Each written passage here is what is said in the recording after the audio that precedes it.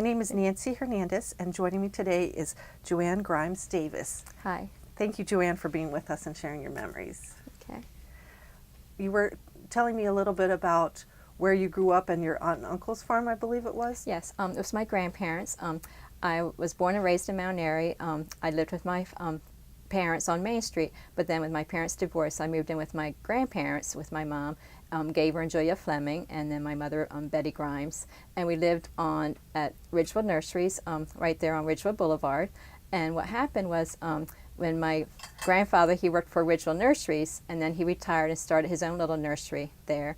And he got sick, and we sold it. We sold it to a developer, and then the developer eventually sold it to what is now Safeway. It was the first Mount Airy shopping center here in the area. So you grew up where there's now Safeway? Yes. Oh, that's so interesting. That's Yes. a big change. Yes, our house is probably where Starbucks is now. Wow. Yes.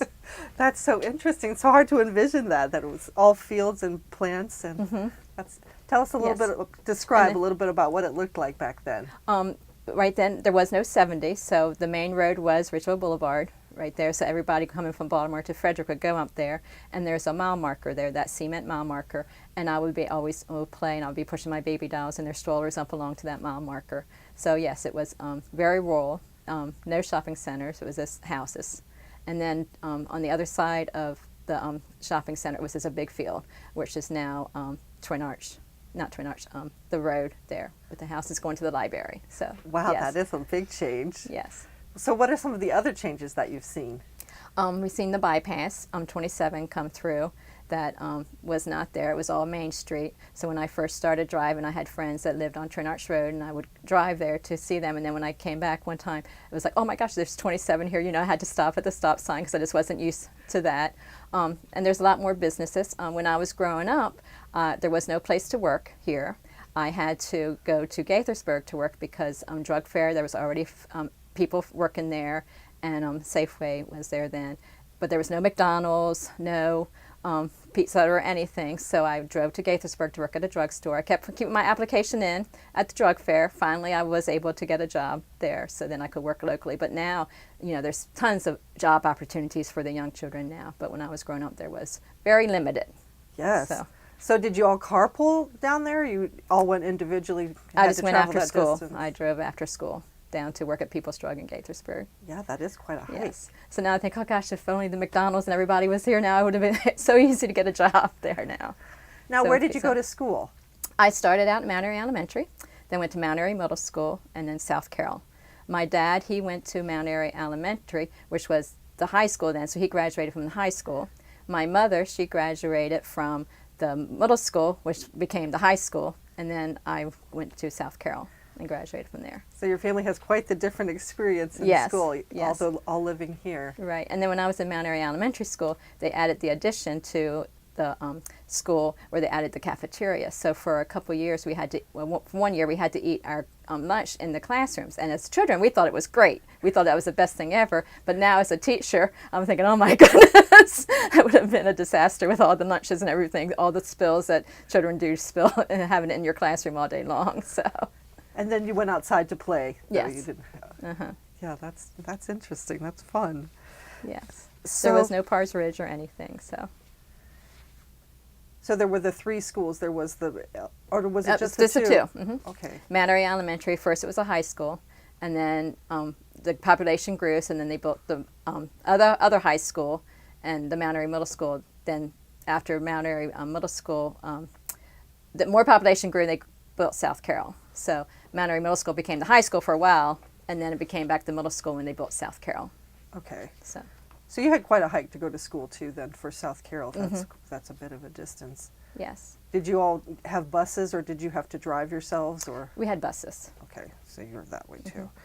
Now tell me a little bit about some of your neighbors. Were you just by yourselves there on the nursery or were there other people kind of close for you to play with? We had neighbors right across the street from us, but also when I lived on the Main Street for the first couple of years of my life, and then when I would go to visit my dad, it was across from Marydale Gardens, Dr. Colwell was our neighbor. And it was a great big house, and then we had the Little White Rancher, and then the other house was an older lady who lived there too. But Dr. Colwell, we would play with his children. They had 5 children, and we would play with them. but he was also a doctor that made house calls. So he made house visits. So he would come and he would visit us and, give us medicine when we had the strep throat or something like that. So yes. And then his kids, they had a big playhouse. To me, it was humongous. Now it's, not as big, but a big playhouse in the backyard, and they turned it into a Halloween horror, scary house, haunted house every Halloween. So we would go through the bushes and go to that house, and it was a great time growing up with his 5 children there.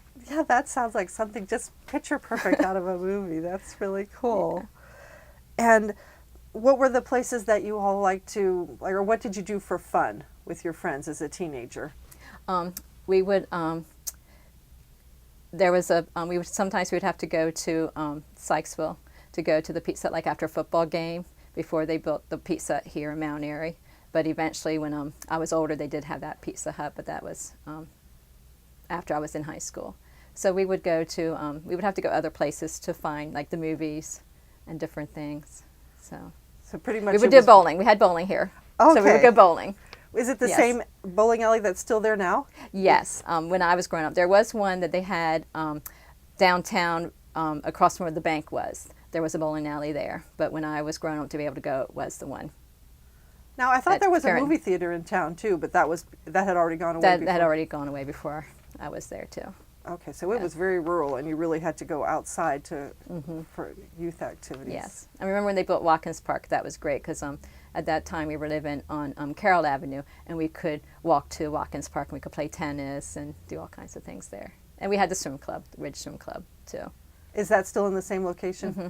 Yes. Okay. They've just redone it, so nice. Renovated it, yes. Several people have mentioned the swimming pool, so that must have been a real popular place for everyone to go. Yes. Would you mind talking a little bit about that, like what it was like? Yeah, that was fun. It was a community swimming pool where you would go and you would see all your neighbors there. And my one friend, Barbara Norwood, she would always be riding her bike to it. So it was a great place. Yes. Great. All right, let's see. How about, were there any specific traditions in town? The carnival. Okay, talk about the carnival. You had to go to the carnival. That was like, you had to go to the Lions Carnival, which usually rained. It usually rained on the week of the Lions Carnival. And then the Fireman's Carnival in July. And they had the parade. You would always go to the carnival. And the thing of it was, growing up, that was a big social thing. You saw everybody there, and you had to behave, because if you did not behave, the word would get back to your parents and before you even got home. So you could not, do anything wrong, because there was always eyes there watching, because everybody knew everybody and everybody's children. So, and pretty much everybody volunteered at the carnival too. The whole town was up at the carnival. And the parade was a big thing. Every Thursday night was a parade. It was a great big parade. Everybody came out to see. So where would you sit to watch? Did you have a favorite spot? We would go up into Wildwood Park and watch it from there, where the carnival used to be, until they moved to the new carnival grounds. Do you remember the carnival being at the Wildwood Park? No. That was before your time. Yeah, that was before my time, but my grandparents and parents told me about it. What did they tell you about it? They said that was a social event of the year, that you would go and everybody would come and they would pull their cars right up there and they would go to the carnival and walk around. And then they moved it just down the street over to the new carnival grounds. And most people in Mount Airy usually use the activities building for like their wedding receptions and everything. So, did you get married there? Yeah, our wedding reception was there. Yes. Okay, please tell us about that. And Virginia Smith was the caterer. She was from the Ladies Auxiliary, and she catered it. And pretty much everybody used her when you had it there. And I laugh because my daughter's engaged and they're getting married, and all the choices they have, our choices was, do you have potato salad or coleslaw? So, it was, but that was what you did back then. So it was great. And now they remodeled it, and it's wonderful now. So. And that's still where they hold the town elections, and a lot of events are still held there too. Yes, kind of like the hub of the town. So if you had to describe what Mount Airy was like when you were growing up to someone who's never been, like, what would be the main things that you would tell them about the town and the people who lived here? It was a small town where everybody knew everybody, and everybody was very supportive of their neighbor and their friend. If you needed something done, all you had to do was call, and you'd have like 5 people there ready to help you out. My dad had a business downtown, Hood and Grymes, and a lot of times they had a bridge that went across from like his building to where the warehouse was. in the back there, and my sister would run across and she would like jump on it in front of me, and then it would just be like a fun thing that we would do and play on the bridge. But we would let other friends, he would let other friends, our friends, come and go across the bridge too, and then have to go back into the store. So nobody would get hurt or anything like that, but it was just a fun thing. So everybody looked out for each other. So even though it wasn't his kids, he would let our friends come as well. It's a very small town. Like I said, everybody knew everybody. So when you went to the store, it probably took you like an hour longer because you would run into somebody and you had to, would stop and talk. And, it was a fun time. Everybody would kind of sit on their porches and talk in the evenings. For a long part of my life, I lived on Carroll Avenue, and we had a neighbor, Mrs. Steele. She would always come down and she would use the back of her wedding ring and knock on the door. And, she would come in and talk, and it would be just laid back, and we would probably talk for like an hour. Her and my grandmother would talk. And then Pickett store was right up the corner, and, you would let your children go up and buy something at the store. You would give them like a quarter. You could buy a couple of things back then. But it wasn't the fear, everybody, you could just go and you leave your cars unlocked and your house, unlocked. And it was just a very trusting town where everybody knew everybody and looked out for each other. Sounds nice. So, yeah. Now, your dad's, what kind of a business was that? It was a furnace, but fuel oil. They would deliver oil, and then he would prepare furnaces. He would repair furnaces if, something was, a furnace breakdown. He would take care of it and do the maintenance on it. And that was located on Main Street? Mm-hmm. It was Hood and Grymes. It was right down on the corner. I think the Bonif there is there now. Okay. Right beside Ben Goose. Okay, that's interesting. Yeah. I think that little bridge might still be there. Yeah, that is. Uh-huh. Yeah, I can Yes. see how kids would like that. Uh-huh. And then he also had a business, Grymes Gas Station, where the plumbing place is now, WRF Plumbing. Okay. So, Yeah, so yeah. that was very close from where you lived as a small child before you moved to the... Yeah, and then for 1 year I lived on Maple Avenue, right down from Church Street, and I remember the mill burning down. And so my friend, my neighbor Lisa Ham, and I, we could sit on top of our swing set and we could watch the fire, and because we were, safe distance, but it was a big event when the mill burnt down. So was everybody rushing from you tell us a little bit about what you saw. Yeah, we saw everybody rushing. I mean, everybody was trying to get the fire out, and we had a fire company at the time, but everybody. I mean, I don't think there was any gentleman or any lady that wasn't doing something there. So the ladies were mainly keeping the children back, making sure that nobody was too close, but pretty much every man was there trying to put the fire out. Yeah, because Mt. Airy's had a lot of fires. We've had a lot of fires, yes. I don't know that's frightening. How about historical events that happened nationwide?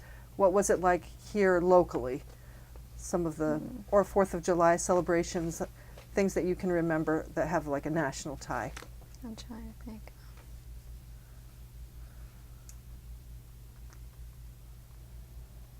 This isn't really local, but I remember growing up, Watergate was on, and when Dr. Coolwood would come to your house and he would give you medicine for like strep throat, you had to stay home from school for a week. Now it's only like 24 hours, but you stayed home from school for a week, and back then we didn't have cable TV. And so I would I get to stay home from school for a week and I get to watch TV, but the only thing that was on TV was the Watergate trials. And as you know, like a second or third grader, you really didn't want to see the Watergate trial. But nowadays, I think children can watch pretty much anything they want and anytime they want. And yet there's still nothing on. Right. Let's see. How about favorite memories or, nice experiences that you like to look back on? Okay. My favorite memories is my cousins, Bobby and Alan. They had a house. They lived down the street from us on Main Street, and they had a pool in their backyard. And my sister Linda and Judy and my brother, we would go down and go swimming in their backyard pool, and that was fun. The carnival is a major thing. We would always go to the carnival. You would have meet your friends there, and that was like the social event of the year. What was your favorite ride? The Tootleroll and the Rockleplane. Okay, describe those to us. It was the ones that you go spinning around. I think they still have the Tootleroll around. It's the red dome seats, and it just goes around, and you can spin. I liked all the spinning ones, so yes. And then the other thing that was really special growing up is the very last day of school, my girlfriend and I, we would be able to walk home from school. We walked home from the Mt Airy Middle School. We walked home. We had to stop at Henley's snowball stand and get a snowball on the last day of school. And then that way summer officially started at that time. So. Where was Henley's snow cone stand? We're right up on Park Avenue. When you look at the corner building there, and then there's a building with a white and the white stone cement front porch.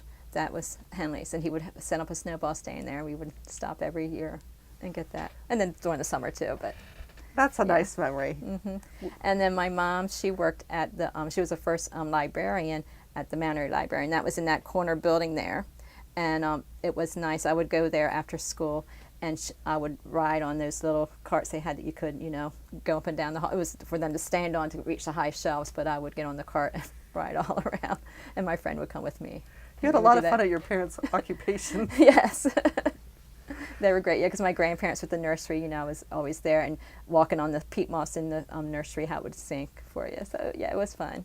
I had a good childhood. Now, your mom was the first librarian. So in Mt Airy, yes. Has she shared any experiences with you about, like, what that was like getting the library started? Yes. She said that it was the Mt Airy wanted the town to have a library, so she was the first worker there, and then of course they had a lot more workers come in the past. But she said it was difficult at first because it was just brand new and a change for everybody, and it first it was slow starting, but then once it started, it was the circulation was very large because there was a lot of people in Mt Airy that had to go to Westminster to go to the Davis Library. So once it started here, they were able to, circulation rose, and now it's, a great big facility. And where was it located then? On the Main Street, that Cornerstone building. It's Brownie's right across from what's now Lorenzo's, the corner building. Used to be the... the Flatiron building. Yes. That's where the library was. Okay. Yeah. All right. And then... It was upstairs. Oh, that's interesting, because there was apparently a shoe shop. Downstairs. A shoe repair downstairs. Okay, that's interesting to know. Cool. Yeah, and then it moved over here to where the town hall is. The library was in the town hall. And now it's at its current location. Oh, wow, that's really fascinating. Because the circulation became so big, they ran out of space, so then they moved here again, and it was fun because they had the upstairs, where you could go upstairs to check out the books. And then the circulation became larger, and then they had to move again, so now they're at the place where they share with the senior center. Okay, great. What other buildings were downtown that you remember? Hipsley and Albright furniture store was downtown, and then there's always been a restaurant where Old Town is. It was Floyd's restaurant at the time, but there's always been that restaurant. I'm trying to think. The gas station, the bank. The bank was the hub of the town too. You go in there, you can get a loan, and everything pretty much you needed was right there at the bank. I was hoping that something would move into that bank because it would be great. Oh, the other one was St. James Thrift Shop. It is, right now it's in a new location across from where the old firehouse used to be. But it used to be on the corner of Center Street. They tore it down to make room for parking there. But my grandmother and her friend, Mrs. Steele, our neighbor, and Gertie Pusey, Gertie Pusey and Miss Steele went to St. James Church, and they volunteered at that thrift shop. And I can always remember my grandmother and Mrs. Steele every Thursday would get in Mrs. Steele's old station wagon and drive down to the thrift shop, and they would volunteer. They would price the items to put out there. So yes. Oh, that's fun. And St. James was where it was the little red brick building just up the road on Main Street. Right. Okay. Now they've moved. Now they moved to a new location. Yes. Okay, great. Well, is there any other stories that you'd like to share or memories? Trying to think. There's just so many great citizens of the town. I just remember like Mrs. Etzler was the music teacher, but then her husband was, big in the community too. And Mrs. Norwood and Travis Norwood. I mean, there were just so many great people in the town history that was great role models for children growing up. They would support other people. They would always be at every town event, helping out, volunteering their time. So it was great to see them. So were you involved in any of the organizations in town also? I was involved in Brownies. when I went to school in the Girl Scouts. So. All right, tell us a Yes. little bit about that. What Well, that we was met at like the here in elementary town. school. When I went to elementary school, kindergarten was not required at that time. So our kindergarten class met at Calvary Church. It was in the basement of Calvary Church, and it was kind of scary because they had that basketball court back there, and they would try to go back there in the dark. They wouldn't turn on the lights, but that was fun. But then once I got into first grade, I was at Mt Airy Elementary School, and we had brownies, and we would meet there with Mrs. Molesworth, was my brownie leader, and we would make our set of puns, and we would have our snack and sell our Girl Scout cookies. And then when I became a Girl Scout, Mrs. Colwell, Dr. Colwell's wife, was the Girl Scout leader, and then we would meet at her house and go camping. So yes. Fun. Did you do any activities or projects in town? Yes, we worked on some flower gardens. I remember planting trees behind the elementary school, but I think that was with fourth grade with Mrs. Day. I think that was a fourth grade class activity with Mrs. Day.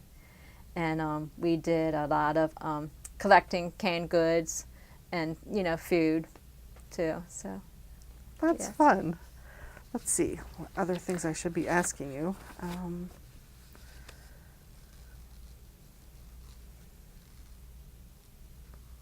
I think that's good. Oh, let me ask you this. What are your hopes for the town in the future? I hope it continues to grow, but still maintain that small town feel, so that when you do go to like the carnival or the store, you meet a neighbor that you know, and that you continue to support the children growing up. Because the you've town. lived in town pretty much from born and raised here, even though you Right. live slightly out of the limits Right. now. Yes, and I when I first got married, we lived in the Mt Airy apartments, and I worked with the Mt Airy Recreation Council. And I remember going to their uncle's house up on Main Street, and I would get all the things down from their attic and take to the elementary school to do the recreation council for the summer playground for the children. So I like to see those things continue, and the children grow up to be good citizens and good stewards of the world. Can you talk a little bit about the Recreation Council? Because I'm not familiar with that at all, what you did. Yeah, they have a summer playground. They have it every year at the elementary school. They had it for all ages, and since I wanted to be a teacher, I thought that'd be a great summer job for myself. And so I contacted them, and they said, yes, they need a teacher. So Vicki Hood had done it for a while, and I did it under her. And then she moved on to a full-time job and couldn't do it during the summer, so then I took over for the summer. And what it is, we drew kids from all over the town, and the parents would bring them in the morning, and then we'll stay till like 12, and then they would go home. But we did all kinds of sports. We had like an hour. We did arts and crafts, and then outside sports was the main thing that the kids wanted to do. And it depended upon the group you had. When you had more boys, who were definitely more outside more. When you had the more girls, then they wanted to do more of the craft. So. Okay, Yes. so it was like a sports crafts. We had a fun magician event. come in. We had the library come once they came like once a week, did like a little story time. But they, we had magicians come in. It was through the Carroll County Rec Council too, so they would have different shows that they would go to all the different local rec councils. Yeah, but sports was a big thing of it. We would play a lot of sports: kickball, softball, dodgeball. Did you have very Uh-huh. many fields? We used different ones at the Mt Airy Elementary School. Okay. And we had the playground underneath too. I mean, that playground's not there anymore since they built the new middle school. But where the new playground is, that was all fields there, across from the locker plant. It was all fields. Okay, because there so we weren't had any plenty. other parks in town, were there? Watkins Park was there when I started, when I remember growing up, and then Prospect Park came towards the end. So Now there's been quite a few more. yeah, now that's lots of parks. Mt Airy does a great job with their parks, especially Wildwood Park, how they fix that up. That's So. nice. Well, thank you so much for Okay. sharing your memories Thank with you. us. It was nice to talk with you. Okay, thank you.